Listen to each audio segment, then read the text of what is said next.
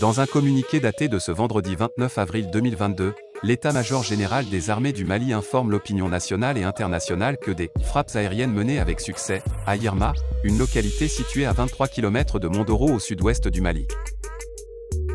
Une douzaine de terroristes neutralisés dont un chef terroriste par l'armée malienne au cours de frappes aériennes à Yirma. Plusieurs matériels des terroristes ont été saisis ou détruits par les FAMA. Les 27 et 28 avril dernier, dans le secteur de Yirma, les forces armées du Mali, FAMA, ont mené des frappes ciblées sur la base terroriste de Ousmane Ima alias Abou Adama. Le bilan fait état de 12 terroristes neutralisés, 0,7 autres blessés, 0,3 véhicules calcinés et plusieurs motos dont 0,1 tricycle calciné, selon le communiqué de l'état-major général des armées du Mali.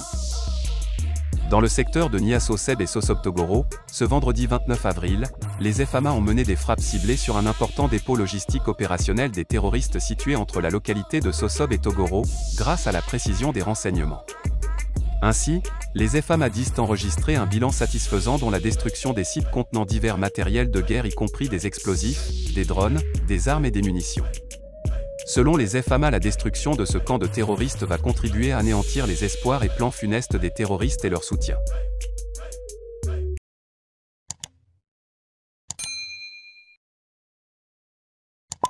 Selon l'armée malienne qui a procédé à des frappes aériennes, des cadres d'un groupement djihadiste ont été neutralisés.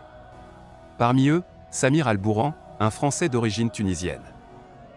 Ces frappes ont permis de neutraliser quelques cadres du GSIM, groupe de soutien à l'islam et aux musulmans, principale alliance djihadiste au Sahel, liée à Al-Qaïda, dont Samir Al-Bourhan, un cadre terroriste franco-tunisien, parlant français et arabe. L'armée dit avoir agi, sur la base de renseignements techniques bien précis faisant état d'un regroupement de terroristes, venus selon elle, pour remonter le moral des combattants, du GSIM et leur apporter les soutiens financiers et logistiques tant attendus, après leur cuisant revers de Moura. Dans un communiqué publié, ce mardi 5 avril 2022, l'état-major général des armées, EMGA, rejette les accusations d'exaction à Moura, Djenné, et révèle les détails de l'opération qui a conduit à la neutralisation de 203 terroristes. Au Mali, plus de 10 jours après le lancement d'une opération de grande envergure dans le village de Moura, cercle de Djenné, région de Mopti dans le centre du Mali, l'état-major général des armées donne enfin des détails et un bilan. Plus de 200 djihadistes tués dans cette zone qui était totalement assiégée par les forces armées maliennes, FAMA, et leurs alliés russes. Mali, l'armée fait l'état de plus de 200 terroristes tués dans le village de Moura. Dans cette zone où le groupe de soutien à l'islam et aux musulmans, GSIM, lié à AQMI, est très actif, de nombreux humanitaires alertent depuis des jours sur de nombreuses exactions sur les civils. Selon l'état-major des armées du Mali, cette opération a été le fruit de renseignements bien précis sur la tenue d'une rencontre entre plusieurs katibas, dans la zone de Moura.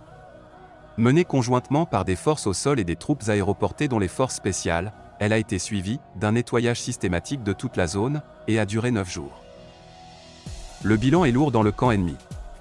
Selon ce communiqué, 203 terroristes auraient été éliminés et une cinquantaine d'autres interpellés. 200 motos ont également été saisies et brûlées. D'importantes quantités d'armes et de munitions ont aussi été récupérées. Par contre, le communiqué ne fait pas état de pertes au sein des FAMA. Depuis le début du siège de Moura, des ONG locales et internationales ont alerté sur des violences indiscriminées qui auraient fait de très nombreuses victimes civiles. Cette inquiétude semble d'ailleurs partagée par la MINUSMA qui se dit, dans un tweet, très préoccupée par les allégations de violences survenues contre les civils, lors de ces affrontements. La mission de l'ONU au Mali assure qu'elle est en concertation avec les autorités maliennes pour établir les faits et les circonstances de ce qui s'est passé. L'état-major général des armées maliennes s'est voulu rassurant dans son communiqué. Le respect des droits de l'homme et du droit international humanitaire reste une priorité dans la conduite des opérations, assure-t-il, avant d'inviter la population à la retenue contre les spéculations diffamatoires à l'encontre des FAMA. Amnesty International conteste la version de l'armée, mais Amnesty International qui a contacté des sources sur place dit tout le contraire. L'ONG s'inscrit en faux contre la version de l'état-major malien, en parlant de 150 à 500 victimes civiles au cours de long siège de Moura, selon des témoignages recueillis sur place. Ousmane Diallo, du bureau d'Amnesty International en Afrique de l'Ouest, basé à Dakar, dénonce une brutalité de l'armée malienne et des mercenaires du groupe Wagner. L'armée malienne parle de 203 morts dans un rassemblement et parle de combat alors que toutes les sources avec lesquelles nous avons pu discuter nous disent qu'il n'y a pas eu de combat, explique-t-il. Il y a eu une attaque par hélicoptère le jour de la foire.